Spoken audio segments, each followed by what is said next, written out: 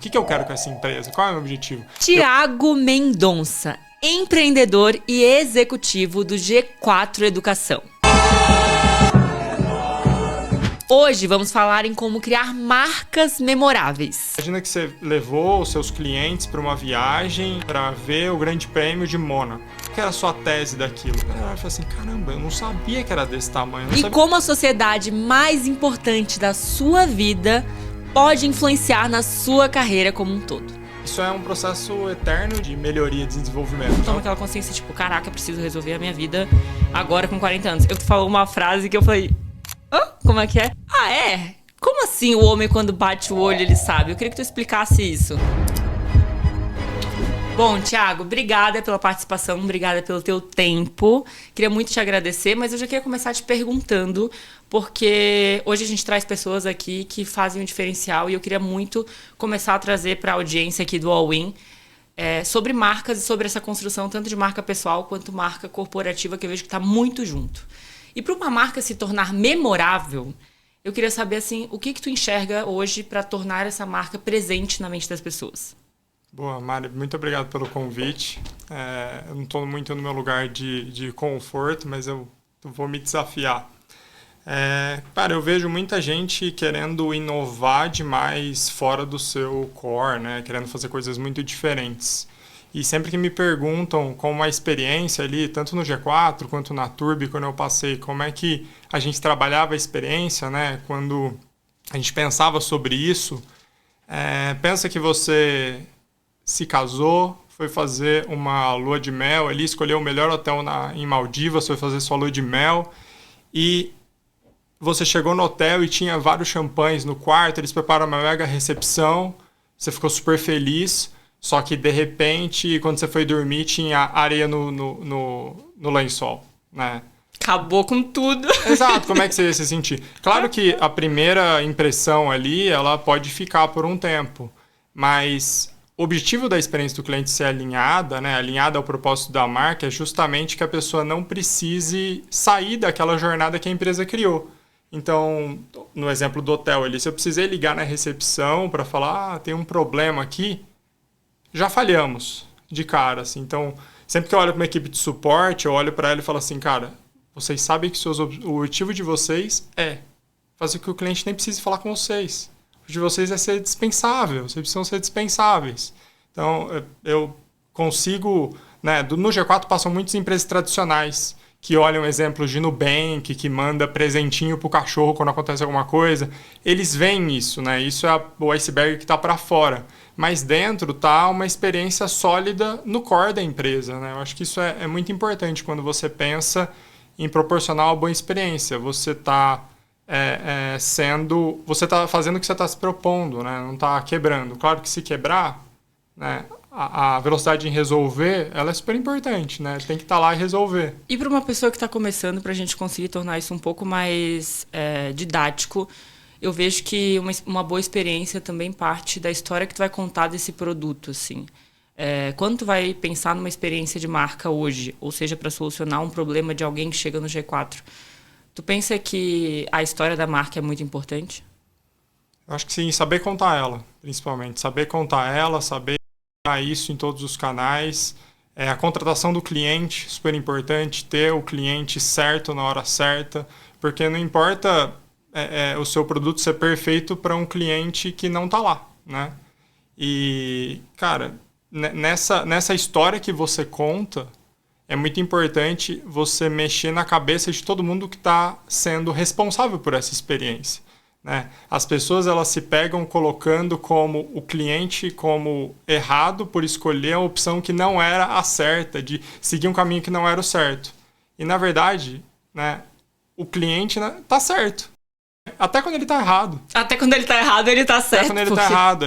Eu lembro na Turbi que a viagem tinha que ser encerrada quando o cara colocava o chaveiro encaixado no porta-luva. E o suporte ficava reclamando. O cara falou que estava certo, mas não estava certo. Ele não sabe. Gente, como é que ele vai saber? A gente tem que fazer com que ele saiba como colocar. Você acha que ele não colocou de má fé? Não tem isso. Ele não sabia como. E fazer com que ele saiba como fazer é nossa responsabilidade, né? Quando você pensa, o cara tinha que ter ligado no 0800 e não chamado no WhatsApp. A culpa é nossa que ele fez isso. É erro de comunicação da marca. Total, total. E assim, não tem essa de escolher o canal também, né? O canal, o cliente que escolhe. Se ele quer falar com você pelo WhatsApp, agora me chama lá, me chama cá. Não, cara, ele que vai escolher por onde ele vai falar, não é a gente. Então, tu acha que hoje um grande problema das marcas é também a escolha do canal errado por achar que é por um canal e quando, na verdade, o cliente, depois de começar o processo, vai por outro? Com certeza. Elas deveriam se adaptar a isso. Elas têm que estar onde o cliente está, né? O Alfredo sempre conta uma história na mentoria dele, né? Que eu já fui 300 mil vezes assistir. E ele conta que uma vez ele estava dando uma mentoria para uma empresa de carro, de uma fabricante de carro, eu não lembro exatamente qual era. Aí ele, como é que você trabalha melhor as vendas, etc, etc. Ele falou, onde os vendedores da marca de carro treinam, vão para academia? Aí o cara falou assim, eles vão naquela academia ali. E onde os clientes vão? Naquela outra. Por que você não paga aquela outra para eles? Eu falei assim, por quê? Porque o cliente está lá. Imagina se o vendedor está lá revezando supino com o cliente, o potencial cliente da marca. Então, cara, isso é um canal? É um canal. A gente compra a todo momento, né? A gente faz relacionamento a todo momento. E estar onde o seu cliente está, né? Acaba se tornando diferencial. Colocar o seu vendedor no mesmo nível e no mesmo ambiente que o seu cliente não é um canal de venda? Por que a gente só pensa em WhatsApp, em loja física, em redes sociais? Qualquer lugar pode ser um canal de venda. Se há relacionamento, se há verdade, se tem cliente, é um canal de venda. Muito legal tu falar isso. Tem uma marca de carro que se chama Rolls-Royce. Você deve conhecer, obviamente, né? Homem adora carro. Bom, a Rolls-Royce leva os clientes, e eu vejo que o G4 também faz isso, para experiências de luxo. Então acabou meio que associar isso de uma forma diferente, onde a pessoa vai até o cliente. E quando a marca começa a gerar essas experiências de colocar em tapete vermelho, levar para presença VIP, semana de moda, eu vejo que o G4 também tem essas estratégias, porque o que acontece aqui tu tira a frente do produto e tu começa a ser lembrado por outras experiências onde o produto fica secundário. Como que tu enxerga e qual que é o ponto para uma marca começar a fazer isso desde o pequeno até o grande? Assim? Tem espaço para qualquer tipo de marca fazer? Eu acho que deve depender muito da proposta da marca, né? Onde está o cliente dela, quem é o cliente dela, se o cliente dela valoriza isso, novamente, né? A resposta do dono da empresa pode ser que o cliente dela não treina, né? Do exemplo do Alfredo, podia ser, cara, meu cliente nem treina. Aí pronto, não ia para academia, entendeu?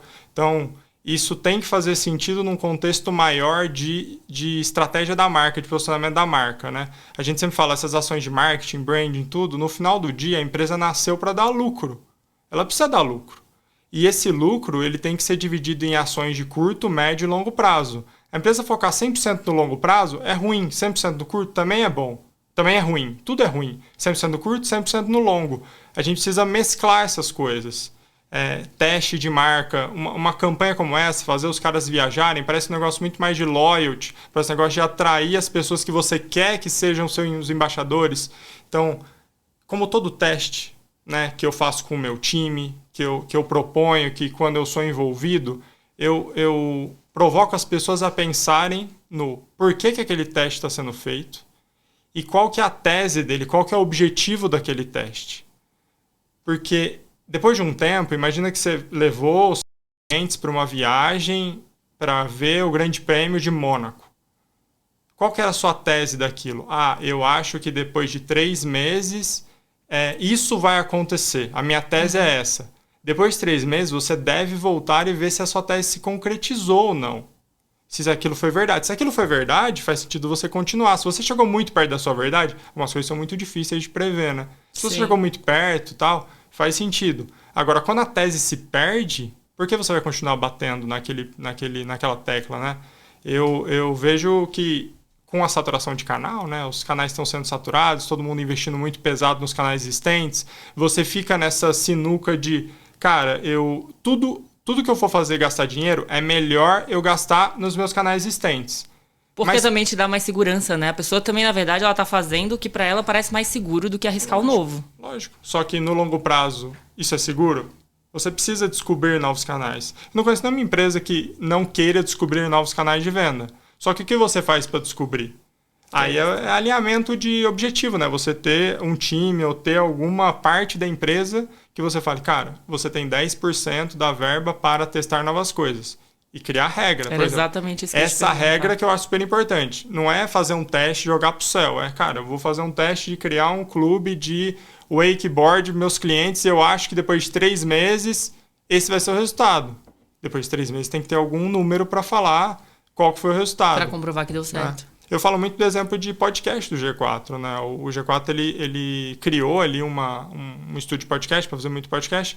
Como é que você mensura o canal podcast, né? E era sempre uma discussão, porque pensa que quem faz o podcast são as pessoas mais caras da empresa. É o Thales e o Alfredo Nardon, que são os hosts que gravam. Esse é o melhor tempo gasto por eles? Será que não seria melhor gastar esse tempo dando mentoria para os executivos da empresa? Qual ia ser o resultado? Então, e como é que você mensura o podcast como um canal last click? É muito difícil. Então a gente começou a perguntar nas turmas presenciais quem conhece os podcasts, quem já ouviu? Nossa, muito legal. E aí? 80% das pessoas levantavam a mão. E grande parte entra pelo podcast, por esse canal de comunicação? É muito difícil saber isso. É muito difícil saber por onde eles entraram. É realmente muito difícil. Mas, às vezes, você não precisa saber tudo. Às vezes, você precisa ter indícios ou ter 70%, 80% de certeza. Mas tu vê que as pessoas se validam lá pela entrada, por ter, por exemplo, eu cheguei pela rede social, depois eu vou lá no podcast e ouvir um pouco mais. Tu vê que elas transitam entre os canais para conseguir entrar até por um ticket mais alto, porque não é tão baixo assim para fazer um programa presencial. Com certeza. Os canais furando a bolha, né, que a gente chama, quando eles saem para fazer palestras, quando eles dão aula em eventos externos, YouTube acaba sendo um canal fura bolha quando faz. Você começa a atingir pessoas que não estão naquele last click, né, de trazer pessoas que falam assim, pô, começa a seguir o Thales, começa a seguir o G4, né, hoje o Instagram do G4 ele é mais forte que os 3, ele é maior que os 3, então você começa a seguir, você começa a entrar, mas existe um trabalho de trazer novas pessoas para o topo, para elas começarem a conhecer, e dentro dos canais last click, eles vão ser provocados a fazer isso e eles vão chegar no fundo. Agora, você decidir qual canal de awareness, né, quais são suas métricas de awareness, é muito difícil. Não tem certo e errado, cada empresa faz de um jeito. Sim. A gente vê o resultado final da empresa, qual tem mais sucesso, qual tem menos sucesso, né? Só pra galera que tá escutando aqui, a awareness, pra quem não tá conseguindo entender, é o reconhecimento de marca, tá? Só pra gente conseguir botar os termos em português para as pessoas. Desculpa. Que a gente tá aqui com uma pessoa totalmente corporativa que vai falar inglês e português. Desculpa, obrigado por Mas ser minha tudo tradutora. certo. Eu vou ser a tradutora aqui nos momentos que forem precisos. E eu queria muito a tua opinião, porque o G4 tem muito essa... Eu ia falar expertise já. Mas o G4 tem muito essa dinâmica de ser muito forte no digital. Mas eu queria a tua opinião sobre a importância também do offline. Porque a gente também está num mundo saturado de digital. E as pessoas estão pedindo mais esse mundo offline, essa presença no offline. Eu vejo que o G4 ele conseguiu furar essa bolha de... A gente tem um digital forte, mas assim, você está vendo que existe uma mesa aqui para você sentar. Que foi o diferencial entre o caminho do infoprodutor, que só entregava um produto digital e tu nunca vê a cara da pessoa e tu gera uma certa desconfiança, e o caminho de uma escola mais tradicional, tipo uma faculdade, um INSPER da vida, assim. O G4 nadou de braçada ali no meio. Sim. Como tu enxerga a importância dessa parte física, offline, e o digital? Eu acho que a ponte para entrar em outros públicos, para gerar confiança. Quando eu comecei, eu fui líder de produto do G4 por um tempo e eu acreditava que o online era um ticket menor para um cara menor. Como assim? Ah, tá. Ele era Era um preço menor o curso, então eu ia vender para empresas menores. Mas quando eu conheci algumas empresas menores, eu vi que não era isso, né? Eu vi que tem empresas muito grandes que vão para ensino online e empresas muito grandes que preferem presencial. Não é o faturamento da empresa que decide isso. Porque eu olhei para o cara que eu falei, para você eu só tenho online, eu olhei para ele e falei assim, desculpa, cara, você nunca vai fazer um curso online, não é para você. Não, e o pior é que eu achava isso mesmo. Eu achava que a frente online era para uma frente de uma galera que precisava primeiro conhecer. Deixa eu ver quem são esses caras aí. Até porque quando a gente pensa em produtos digitais e esteira digital, a gente sempre pensa num produto mais barato pra galera saber quem tu é. Sim. E aí acabou que não é isso hoje para vocês. O ticket ele acaba sendo um pouco mais barato porque pelo custo, pela experiência ali, né? Tem uma estrutura diferente. Mas hoje a gente tem um curso online que ele é o mesmo preço de um curso presencial. Eu acho que a entrega deles é diferente. Quando você vai no presencial, você tem o acesso, né?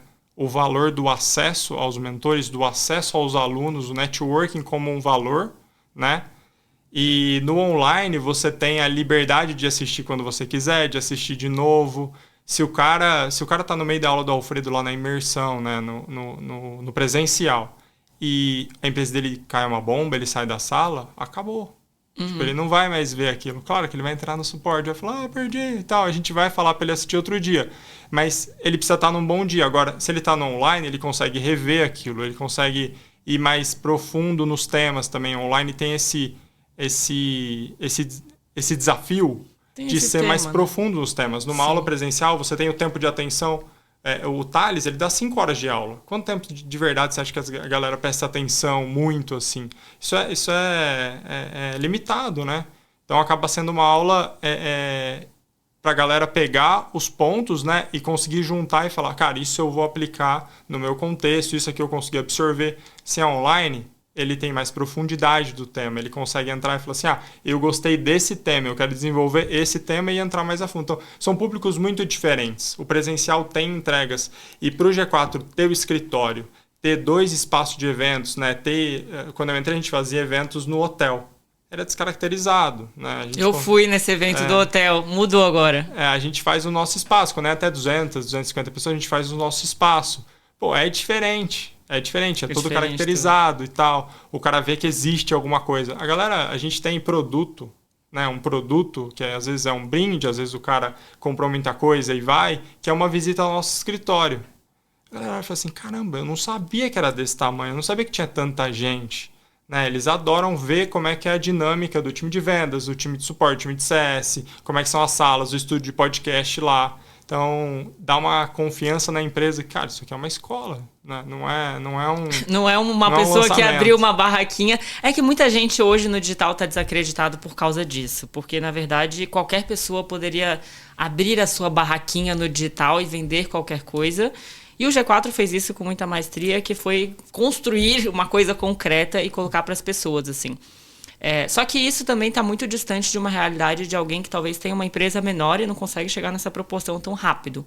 Se a gente fosse pensar numa linha de experiência do cliente, e até tu falou em tempos, em pensar no curto prazo, no médio, no longo, como que essa pessoa consegue pensar numa estratégia de tipo, cara, minha empresa está começando agora, eu faço algumas ações, mas eu queria diversificar. Existe uma linha do tempo de experiência do cliente para tornar a minha marca memorável? Uhum.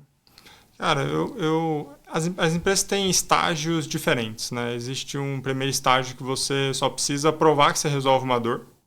Depois você tem que provar que você resolve a dor e as pessoas pagam para essa dor ser resolvida, né? Que isso vale alguma coisa.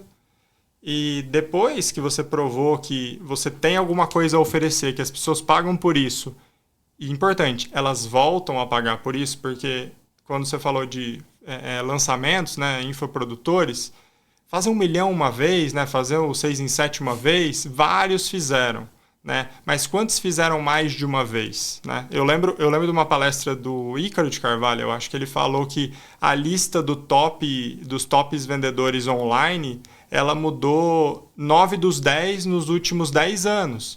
Então, talvez seja fácil ficar no top. Fácil, tá? Fácil ficar no top, mas muda muito você fazer o cara comprar de novo. E o que faz o cara comprar de novo? Se você resolveu a dor. Então, se você passar essas barreiras, eu tenho um produto, eu resolvo uma dor, a galera paga por isso e ele voltou.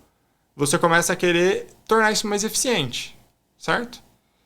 Nessa eficiência, faz sentido você mapear a jornada dele e principalmente mapear onde é o gargalo da experiência. Quando você olha onde as pessoas param mais. Né, o objetivo de um time de CS, por exemplo, né, que busca o sucesso do cliente, o cliente ele tem que ter sucesso no que ele comprou. Ele comprou, tinha uma dor, ele tem que ter sucesso. Eu cito o exemplo do G4. Qual que é o sucesso do cara de sentar na cadeira e de assistir a aula do Thales? É ele escutar o Thales o tempo inteiro? É ele aprender ou é ele aplicar alguma coisa? Né? A gente tem que decidir. Para mim, quando eu olhei isso, eu falei assim, não, o cara aprender não adianta nada. Né? A gente pode saber um monte de coisa que não serve para nada, ele precisa aplicar as coisas no contexto dele. Qual era a barreira quando ele ia aplicar? Chegava na empresa dele, era um incêndio. Sim, ele chega aí, ele tem 10 pessoas que respondem para ele ficou 3 dias fora. Ele ficou 3 dias apagado. Começa que ele ficou 3 dias fora. Então, eu falei assim, cara, como é que eu faço para ser cada vez mais fácil ele aplicar os conteúdos que ele aprendeu? Porque, cara, se ele não aplicar, aquilo é só uma injeção de adrenalina. Tipo, sei por saber. E é isso. Então, o time lá, ele foi muito focado em pegar na mão do cara, entender por que ele foi e falar, cara, só aplica isso, é uma coisa. Eu tirei, você anotou 50 páginas durante a imersão, mas ó, pega só essa frase aqui, tenta fazer os seus liderados fazerem one-on-one e ver o que muda. Sabe, uma coisa simples. É que a gente sai, e eu falo isso até para eventos que a gente vai. A gente vai em eventos e te gera mais confusão mental do que realmente alguma coisa, porque tu sai de lá com 300 mil coisas e depois a pessoa te vende alguma coisa e tu fala, preciso comprar porque eu não sei nem o que fazer com 300 mil coisas, assim. O bom do G4, eu vejo isso também, tu aplica rápido. São 3 dias de tipo, solucione seu problema e aplica rápido. Mas uma coisa que foi muito bom e até para pontuar aqui, que tu falou qual é o gargalo do meu cliente e o que eu resolvo? Sim. Um grande problema que eu vejo de infoprodutores da internet, e vou falar aqui porque muita gente que me segue da internet lança produtos, é que a pessoa quer construir um império meio que sozinha e não tem noção da parte corporativa. Porque tudo isso que tu me disse aqui é um time trabalhando. Sim. Agora, quando tu tá na internet vendendo um produto e tu não começa a pensar com uma cabeça empresa, corporação, como é que tu vai pensar em estratégia para o cliente? Como é que tu vai evoluir esse cliente? Como é que tu vai ter um time que vai te ajudar a construir alguma coisa se tu tem 2 pessoas na equipe, tá ali aparecendo, tá gravando conteúdo e não tá desenvolvendo? Então eu vejo que o gargalo para a internet infoprodutores que se desenvolvem, que têm empresas realmente, a pessoa não consegue fugir de abrir um espaço e ter uma empresa realmente um time, assim. Sim. Então, acho que esse é um primeiro ponto para quem tá só na internet e para quem quer construir alguma coisa. E muito bom isso de olhar para a próxima evolução desse cliente, porque eu vejo que a galera vende e adeus, se vire. Uhum. Tipo assim... Eu sei porque quando eu fui construir a área, eu busquei benchmarks. E eu falei, o que você faz depois que o cara compra? Que tu buscou, pode falar. Busquei muitos benchmarks. Busquei vários no mercado. E pouca gente fazia alguma coisa no pós, né? O que é o teu pós? Cara, é uma área de suporte aqui que se o cara esquecer a senha, eu mando pra ele. Tipo, eram coisas muito simples. E talvez eles estejam certos. Assim, não tem certo ou errado, né? Eu acho que a primeira coisa do empresário, do empreendedor, do infoprodutor, de qualquer um deles é o que eu quero. Né? O que eu quero com essa empresa? Qual é o meu objetivo? Eu quero ser um cara que vai lançar 2, 3 vezes por ano e é isso? Eu quero criar uma empresa? Eu acho que tem diferenças, os desafios são diferentes. Né? Você completar suas skills, você criar um time, você tá focado em... você comprou um produto lá de emagrecimento, por exemplo, um curso online que te ajuda a emagrecer, a ter uma nutrição, um cardápio melhor, uma nutrição. Você está checando se o cara as pessoas no final estão realmente aprendendo ou emagrecendo? Né? Eu vejo pouca gente checando isso no final. E o case de sucesso, ele é até uma estratégia de marketing depois para você vender mais. Então, caçar os seus cases de sucesso para ele falar assim, cara, eu comprei, eu apliquei e deu certo. Que geralmente funciona. A pessoa pega um case, que acontece na internet que eu vejo muito, a pessoa pega um case e usa aquilo ali pro resto e tipo, as outras 300 mil, tudo bem, não vai ser. Claro que isso é um caso isolado, assim, mas eu vejo que dependendo do ticket de cliente, quando ele é mais alto padrão, ele não vai comprar alguma coisa na internet sem um acompanhamento mais 1 a 1 ou que alguém pegue pela mão. Uhum. Tipo, tu não vai comprar um plano de emagrecimento, você pode ter uma nutricionista do teu lado, imagino eu, pagando. Quem vai procurar esse produto, eu acho que vai ser uma pessoa que tem um baixo nível de consciência, que não está esperando nada mesmo, que vai ser mais barato. Sim. Mas as estratégias de uso de produto, elas independem do ticket. Eu vou te dar exemplo de um produto super barato, que eu tenho certeza que te enche o saco para você usar ele várias vezes. O Netflix. O Netflix não te manda e-mail falando, essa série serve para você? Quando você começa a ver uma coisa e não acaba, ela bota lá no topo, acabe de ver... Ela cria um botão shuffle para escolher uma coisa para você. Por que ela faz isso? Isso é CS Netflix, que custa 80, 100 reais por mês ali no mais caro. ele percebeu que o cliente que compra o Netflix passa um ano e não vê, se ele passar por algum aperto financeiro, ele vai olhar a fatura do cartão dele e falar assim, o que eu posso cortar? Isso aqui eu posso cortar porque eu não assisti. E o Netflix, quando ele olhou... Vamos usar o exemplo do Netflix para jornada também? Não, quando Netflix ele olhou agora tá tenso. a fricção... Quando ele olhou a fricção do usuário dele, né? Ele viu que as pessoas entram no Netflix, você vai se identificar. As pessoas entram no Netflix, ficam 30 minutos escolhendo o que vão assistir e saem sem escolher nada. E não assistem nada no final. Não assistem nada. Qual que é o tempo médio, mês de tela de Netflix do usuário? 32 minutos. 30 escolhendo, 2 assistindo.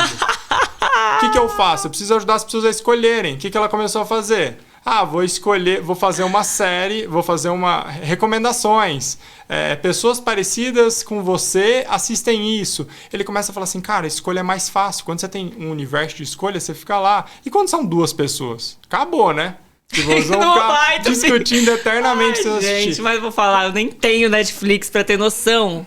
Aí agora o Netflix E outra coisa, né? Esses programas, não sei se viu uma tendência agora que a pessoa paga o mês, assiste a série e depois ela cancela. Tem uma tendência agora de fazer isso. E aí eu fui esses dias pegar a Netflix pra assistir, porque eu queria ver a série do Senna, e falei, só essa série. Não, paga o negócio com anúncio aí que tá de boa, não tem muito anúncio. Gente, a cada 2 minutos era um anúncio. Eu falei, gente, não dá. Sim. Esse negócio de Netflix aqui não dá. Mas com certeza, e agora eu recebo mensagem, e-mail até nunca mais me recomendando série, mas é justamente isso. Sim. Não tem, assim. E uma coisa que eu queria entrar contigo é que eu vejo que tu tem uma visão muito empreendedora trabalhando no mundo corporativo. E muita gente não tem essa cabeça, e deveria ter, porque no final das contas, a cabeça empreendedora é que te leva mais pra frente, assim, né? Eu vejo que um bom empreendedor também pensa numa disponibilidade de networking e tá sempre em evolução contínua. Quando tu tem uma cabeça corporativa de se acomodar na tua cadeira, tu não evolui. Como que tu enxerga isso hoje dentro das empresas? Cara, eu não sei de onde veio isso de mim, para começar. Eu acho que eu não cheguei nesse nível de terapia ainda para falar assim, cara, isso vem desse lugar. Mas realmente, eu me peguei várias vezes durante o meu trabalho fazendo coisas que era pior para minha área e melhor para a empresa. Como assim? Né? Às vezes uma decisão ela é melhor que o investimento seja na minha área ou que o investimento seja no meu time, mas eu falava, cara, se eu fosse o dono da empresa, eu não faria isso. Eu colocaria isso em outro lugar. Isso é a cabeça de dono, né? Porque no final, o corporativo ali, cada um fica... O marketing tenta mais investimento marketing, o vendas quer mais comissão para os vendedores, cada um fica puxando o seu, né? E o dono, ele fica meio sozinho na decisão do tipo... Pra onde eu vou e o que eu faço com o budget, porque tá todo mundo pedindo. Eu acho que falta um pouco de visão de longo prazo e de todos ali envolvidos, principalmente em corporações maiores, né? E para mim isso se perdeu muito quando as pessoas pararam de pensar numa carreira longa em uma empresa. Porque quando o seu objetivo é de curto prazo, você quer resultado de curto prazo. Aí você fala, cara, como é que eu posso extrair o máximo aqui? Porque meu plano são 2 anos aqui. E eu nunca tive essa cabeça. Eu posso ter ficado 2 anos e meio, 3 anos numa empresa, mas meu plano não era esse. Aconteceu alguma coisa para eu mudar ele. Sempre que eu entrei num negócio, eu falei, eu quero ficar aqui 10 anos, né? Eu quero ficar aqui 5, 10 anos. Eu não acredito que eu possa construir algo relevante ficando menos, né? Eu não sei de onde veio, mas eu tinha essa cabeça de que eu queria construir coisas relevantes por onde eu passasse, né? De fazer um trabalho que as pessoas admirassem, que me recomendassem, que a gente pode perder tudo, mas existe uma coisa que vai acompanhar a gente o resto da vida, que é o nosso nome. Para mim, essa é a minha coisa mais importante, é o meu nome. Se eu faço um trabalho ruim, se eu não dou o meu melhor, é o meu nome que está em jogo, Nossa, entendeu? muito verdade. Só que isso que tu acabou de me falar é assim, talvez a pessoa quando entra numa empresa... Porque quando o cara lá em cima, ele é responsável por todo mundo que está embaixo, e se alguém fizer alguma coisa, foi o Joãozinho do não sei o quê. Não foi o cara, ele tá lá, mas foi o Alfredo do G4 que fez. Não foi o Joãozinho do TI. Foi o Alfredo do G4. Não foi o Thiago que fez. Só que essa tua cabeça... Se todo mundo tivesse essa cabeça, né, quando entra no mundo corporativo de respeitar quem tá acima também e levar um nome, porque tu tá levando um nome, por mais que seja o teu. Uhum. Mudasse o jogo, talvez, até da pessoa que se sente responsável por tudo, assim. Não vejo que é uma coisa comum, até porque Quando a empresa vai ficando maior, também tem muito ruído de comunicação interna. Sim. Que é óbvio, não tem como, né? Tu vai crescendo, as coisas vão ficando nas suas caixas, assim. Só que de tudo isso que tu me falou, então, quais são as habilidades que tu enxerga para pessoas que querem se destacar no mundo corporativo e ter essa mentalidade? Até para futuro, assim, porque a gente tá vendo uma nova geração agora que é totalmente low profile e não dura. Não aguenta a pressão, não. O que tu acha que essa galera, assim, que pensa em fazer carreira, porque tem medo de empreender, até medo de arriscar, mas quer começar tendo uma mentalidade de empreendedora dentro de uma empresa? Olha, Mari, eu acredito muito que as pessoas têm que se conhecer muito bem para saber qual é o lugar de potência delas e se desenvolver nisso. Então, tudo que eu falo das coisas que eu fiz, do que deu certo para mim, foi porque isso estava no lugar que eu era melhor. Eu nunca fui o cara que estava lá na frente falando, porque eu não sou esse cara. Talvez outras pessoas fossem mais influenciadores, fossem mais oradores e contassem mais histórias e eles ganhavam a liderança desse estilo. O que mudou meu jogo, primeiro que desde sempre eu quis trabalhar duro. Quando você trabalha duro, para mim, eu sempre olhava os problemas que eu tinha, né? Pô, de vida. De vida, de trabalho, todo mundo tem problema no final. E quando eu começava a culpar as pessoas e falar, mas se eu tivesse isso, se eu tivesse aquilo, tudo acabava. Eu sou muito de framework, de visual, sabe? Eu começava a escrever mesmo. Eu começava, cara, esse problema aqui, eu tenho essa solução, eu tenho esse caminho. Homem, é planilha. Qual que é teu signo? Touro. Planilha e terra. É isso. E no final, a última coisa de tudo era, eu resolvo isso se eu trabalhar mais. Eu resolvo isso se eu trabalhar mais. E quando eu comecei a descontar sempre mais trabalho, o que aconteceu? Eu fui crescendo naturalmente, né? Porque o que você produz de trabalho, ele é uma equação matemática de quantas horas você faz a sua produtividade.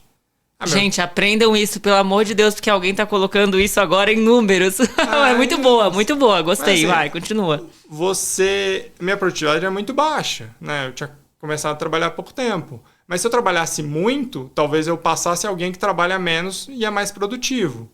E por mais sorte que juízo, quanto mais eu trabalhava, mais produtivo eu era, porque eu ia aprendendo a fazer as coisas. E mais, quando você se expõe muito aos problemas maiores vão aparecendo. E quando você tem um problema muito maior do que o anterior simplesmente some. Então, a sua capacidade a sua capacidade de resolver ou a influência de um problema na sua vida, para mim, ela é o tamanho dos problemas que você já teve. Então, quanto mais eu me expunha, quanto mais eu trabalhava, mais resistente a problemas eu era. Então, você ia buscando problema para resolver. Exato. Eles me caçavam, na verdade. Eu acho que foi um misto. O Iago começou a rir porque ele tá se identificando ali atrás. Os problemas me caçavam, eu só... Eles me caçavam. Vem que eu tô aceitando que tem pior. Mas no começo, assim, eu trabalho numa empresa grande, qual que é o meu problema? É o meu chefe que desmarcou a reunião, é o chefe que pediu um negócio até mais tarde, eu preciso até 11 horas trabalhando. Aí, quando eu virei o dono da empresa, cara, o meu problema era pagar os funcionários. É muito maior, entendeu? Meu problema é, cara, eu tenho que ter faturamento. Meu problema era a segurança dos carros. Eu falei assim, caramba, se a gente não crescer, a gente morre, a gente quebra.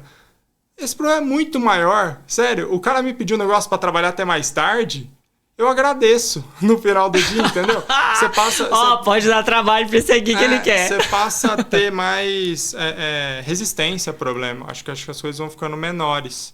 Então, não, acho que foi esse concordo, caminho. Mas esse é o primeiro passo. Trabalhei duro, tô me dedicando e tal. Mas uma coisa que eu vejo que pessoas de sucesso têm em comum elas conhecem muita gente. E tem uma pesquisa do LinkedIn que mostra que 85% das vagas são preenchidas através do networking.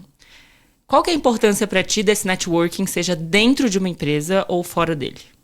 Não, eu sou a prova viva disso, porque eu sou muito crítico comigo mesmo, mas eu me considero muito ruim em networking. Mas quando eu olho, apenas o meu primeiro emprego eu não tive nenhuma indicação. Todas as minhas outras mudanças de emprego, o networking teve alguma interferência. E assim, Cara, tudo bem, eu posso ser crítico comigo, eu sou ruim, mas isso. Mas o que foi é ser muito ruim bom. pra ti em networking e onde tu vê um bom parâmetro de uma pessoa que poderia fazer um bom networking? O que que te falta? Que tu enxerga assim, cara, eu vejo que a pessoa que manda bem no networking faz isso.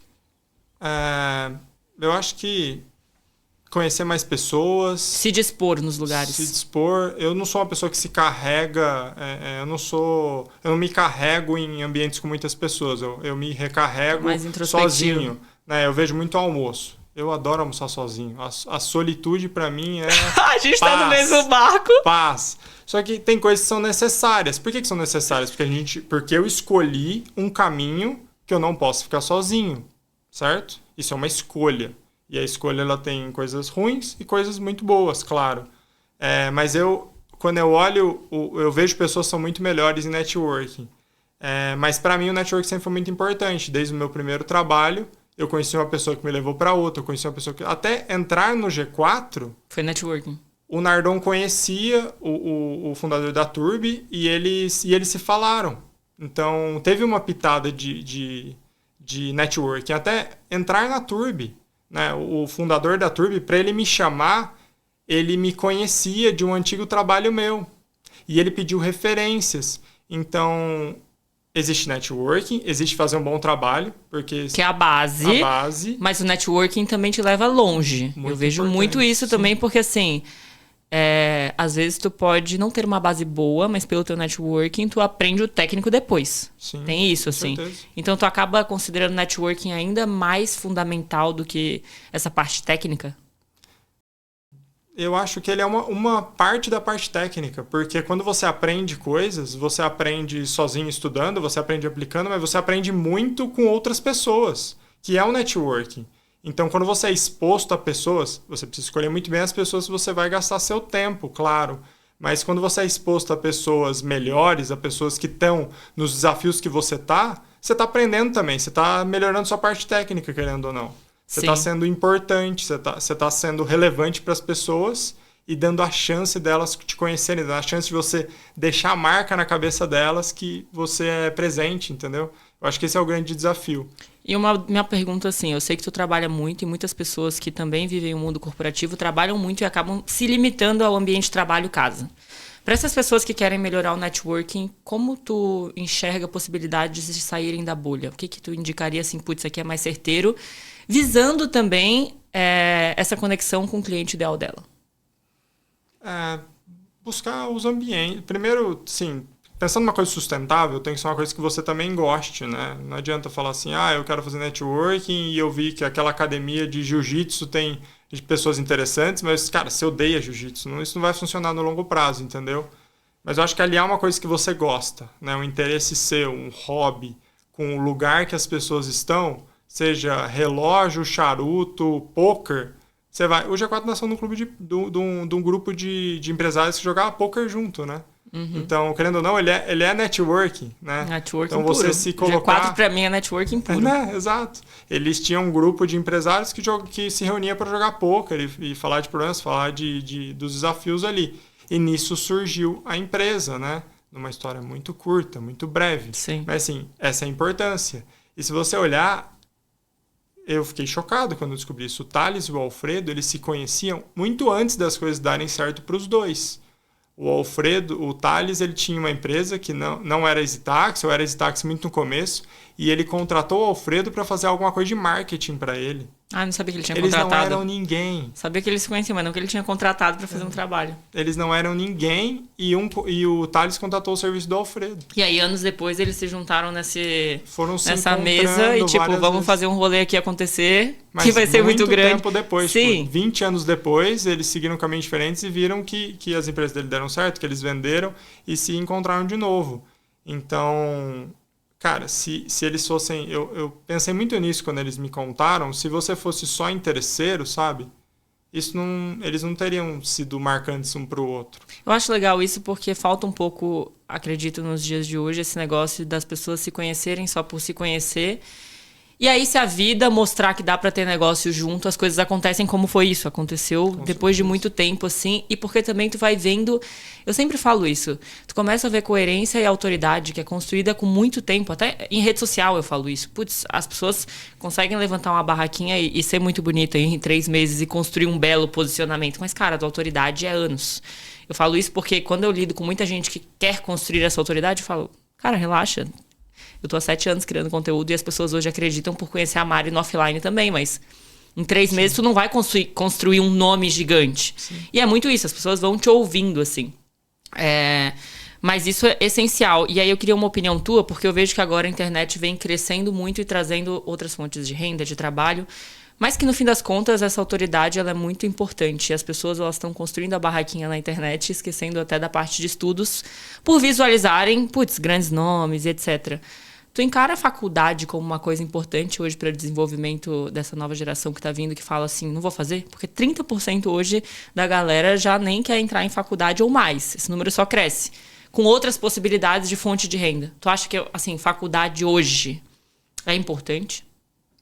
Acho que depende muito da profissão que você quer seguir, né? E eu falo das minhas decisões, né? Não quero influenciar ninguém a tomar alguma decisão sem pensar em várias coisas, né? Mas eu sempre olhei estatística e probabilidade. Qual que é a maior estatística e probabilidade de você ter um bom emprego? É fazendo faculdade ou não? É fazendo faculdade.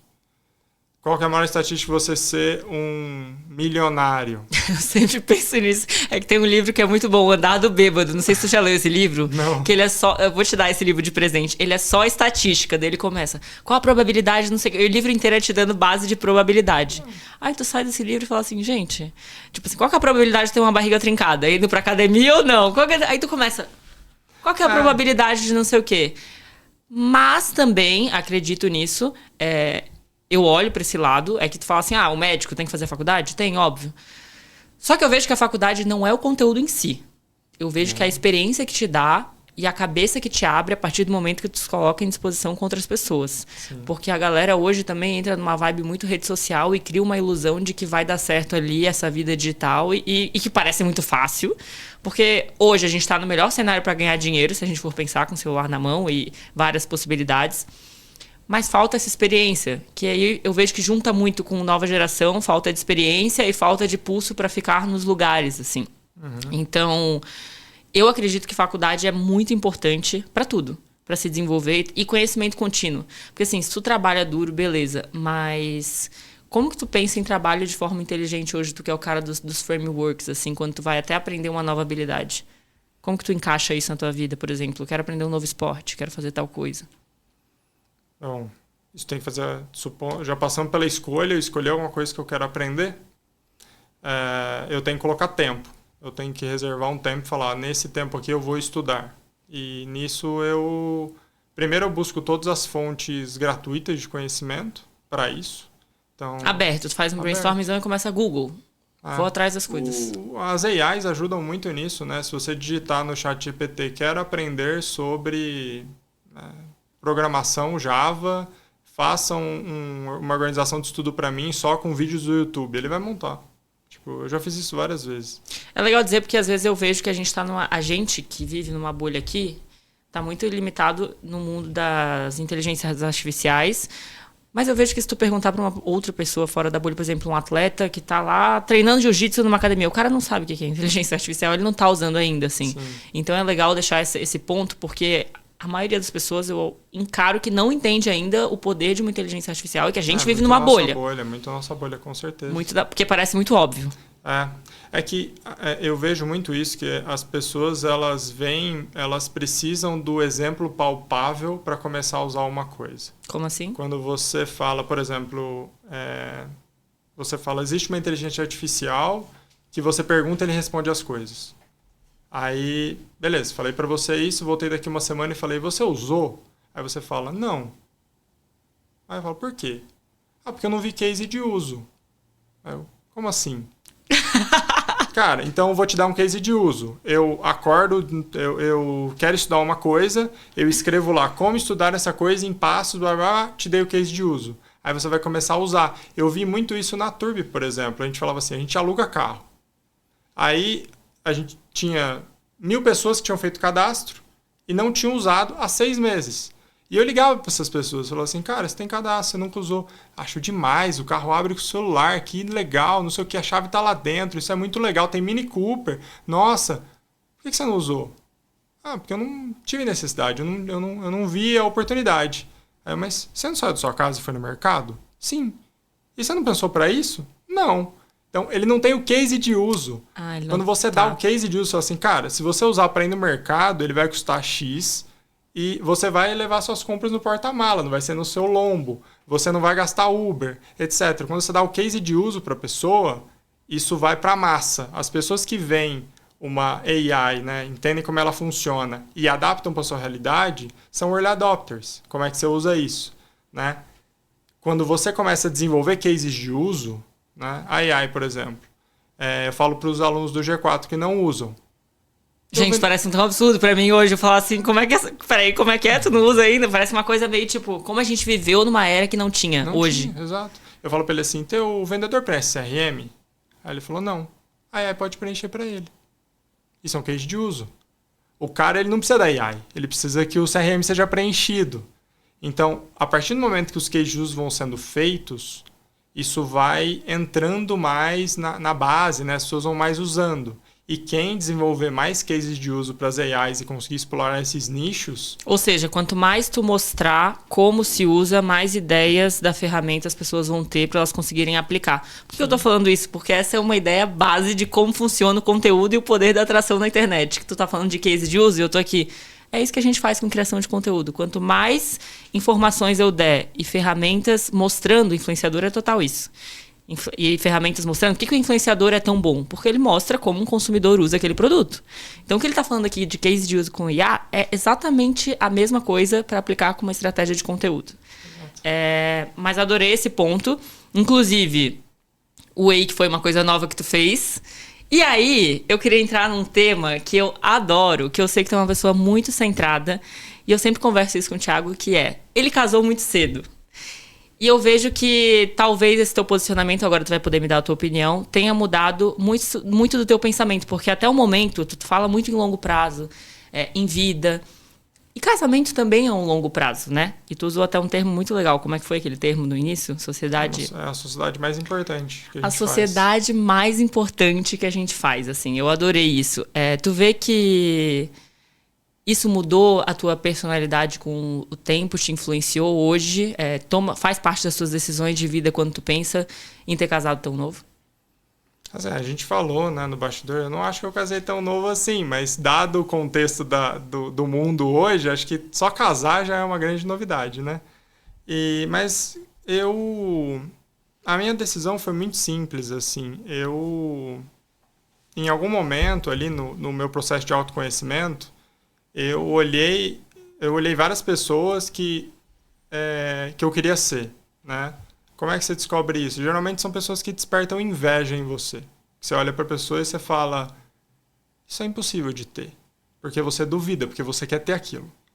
Aí, às vezes, você chega à conclusão que é impossível mesmo, que a pessoa fora da curva. É um fake, né? Ah, tá, entendi. É um fake, aquilo não é verdade, você só sabia o palco, não o embaixador. Mas às vezes você olha e fala, cara, eu quero ser essa pessoa, isso é de verdade, e esse é o processo para chegar lá. Então, meio que eu decidi, eu olhei e falei, cara, eu quero ser essa pessoa no final da minha vida, então eu preciso estar assim no meio, né? Eu ouvi isso de várias pessoas, de visualizar, de vários mentores meus, né? Eu ouvi visualizar como você quer estar, né? Fazer um planejamento de mais longo prazo. E tudo isso era simplesmente para eu ser menos ansioso. Assim, no final do dia, o planejamento te deixa mais tranquilo, menos ansioso. Sim, total. As coisas parecem te abalar menos. E não foi um plano casar cedo, assim, mas quando eu não busquei, mas quando eu encontrei uma pessoa que queria transformar alguém, né, que eu via que tinha potencial de transformar alguém em quem eu queria ser, eu falei, caramba, parece que vai ser muito mais fácil, porque eu quero me alimentar bem, eu quero treinar cedo, eu quero trabalhar muito, eu quero ter muitos filhos. E essa pessoa, ela quer construir alguém assim. eu topo ser construído, entendeu? Então, Muito bom. Eu topo ser construído. Mas eu falei dos meus votos de casamento, né? E foi uma surpresa, assim. Eu acho que ela super não esperava. Mas eu falei dos meus votos de casamento porque eu tava escrevendo sobre os votos e eu falando assim, cara, motivos e tal, não sei o quê. E eu cheguei a uma conclusão muito simples ali quando eu tava escrevendo, né? Que a minha mulher, a Luísa, ela não encontrou o amor da vida dela. Ela construiu. Ela encontrou um cara que tinha potencial. E falou assim, será que esse cara topa esse caminho, isso aqui, aquilo ali? Foi na planta. Foi na planta, e ele tem consciência disso. O Iago tá morrendo de rir, porque ele escuta relacionamento, ele escuta tudo aqui. Mas ela investiu na planta, ó, Lu. Tá aí, ó. Mas eu acho que o encontro das coisas é assim, ela queria construir alguém assim e eu queria chegar lá. Né? Eu queria ser, né? Isso é um processo eterno de melhoria, de desenvolvimento. Né? Eu não estou pronto. Não, eu concordo com isso, só que eu vejo que quem casa cedo cria um senso de responsabilidade diferente para a vida, porque... Aí vou falar porque eu percebo isso entre homens e mulheres, mas o homem ele tem um virar de chave com 40 anos, digamos assim, se ele é solteiro a vida toda, tá aproveitando. Com 40 anos ele toma aquela consciência, tipo, caraca, preciso resolver a minha vida agora com 40 anos. Eu vejo que a mulher tem 10 anos. Desse gap de diferença, assim. Com 30, a mulher fala, gente, eu tô com 30. Que aí bate o negócio de ser mãe, de querer família. E tu tomou essa decisão muito antes, assim. E um dia a gente tava andando de wake e tu falou uma frase que eu falei, como é que é? Que ele falou assim, o homem, quando bate o olho, ele sabe, né? E aí a Luísa, a mulher dele, tava com a gente. Aí eu falei assim, é? Como assim o homem, quando bate o olho, ele sabe? Eu queria que tu explicasse isso. Qual que é a sensação ou o que passa na cabeça de um homem quando ele bate o olho e ele sabe? Eu acho que tem a paixão, né? Tem algo de conexão mais afetiva, assim. Mas tem você entender o jeito da pessoa e saber que aquilo vai combinar com você. Eu não sei se o homem sempre sabe, mas eu acho que alguém no relacionamento ele vai saber. No meu caso, soube. Quando eu conheci a Luísa, eu falei pra ela que a gente ia casar. No início, sim? No primeiro encontro. No primeiro encontro, tu falou pra ela que tu ia casar? E podia ter dado muito errado, né? Ela podia ter fugido. E depois dessa, ela podia ter fugido. Sério, o Iago tá morrendo. Ó, Iago, não faça isso não, porque senão vai dar errado. Podia. Não, podia ter dado muito errado. Não, eu acho legal, mas assim, corajoso. Sim, podia ter dado muito errado. Eu acho que ela não fugiu porque ela não tinha muita escolha ali. A gente tá na pandemia, ela não ia sair com muito mais gente. Eu acho que teve uma circunstância ali que deu super certo. Mas podia ter dado errado. Foi mais sorte do que juízo. Ai, gente. Mas eu sempre fui muito sincero, né? Então, não é que eu não sei não é que eu não minto, é que eu não sei mentir.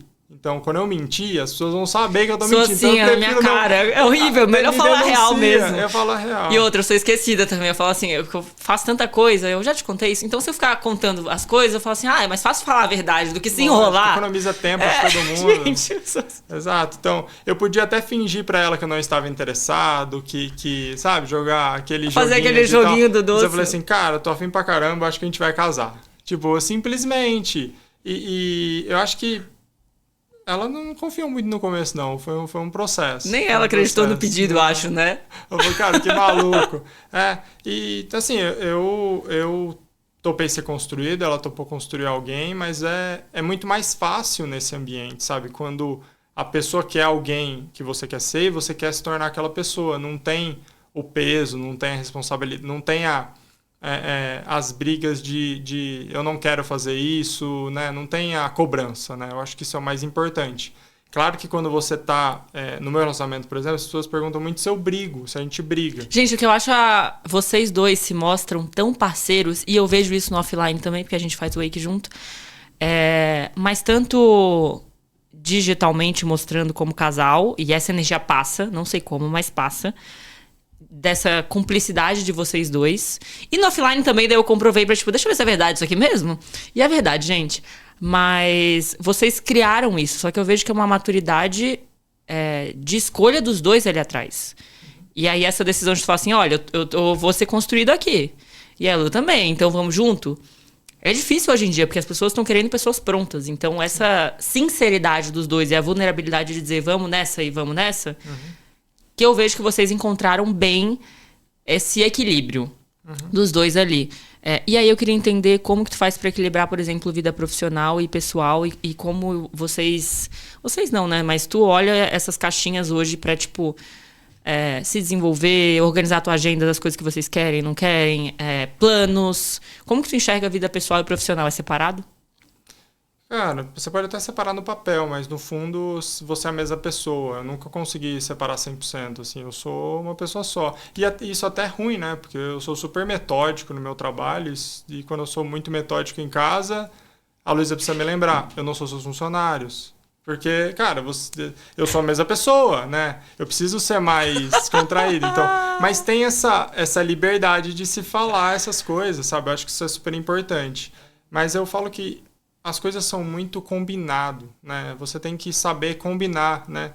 Crianças choram, adultos negociam as coisas, né? Então, hoje, por exemplo, é um dia que eu chego em casa 1h, porque é fechamento de mês, hoje o quarto vai até meia-noite. A Luísa sabe isso. Eu aviso ela todos dos últimas semanas de mês. Cara, é uma semana que eu trabalho mais. O que ela faz? Ela pode ficar em casa, ela pode combinar de sair com as amigas dela, mas é uma coisa negociada. Se em algum momento ela fala assim, isso me incomoda, eu não quero mais isso, a gente vai fazer um plano para eu mudar essa realidade.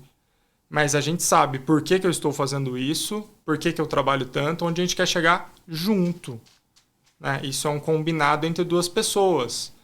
Não é uma decisão minha de trabalhar no G4, é uma decisão nossa. A gente sabe onde isso pode levar nós dois.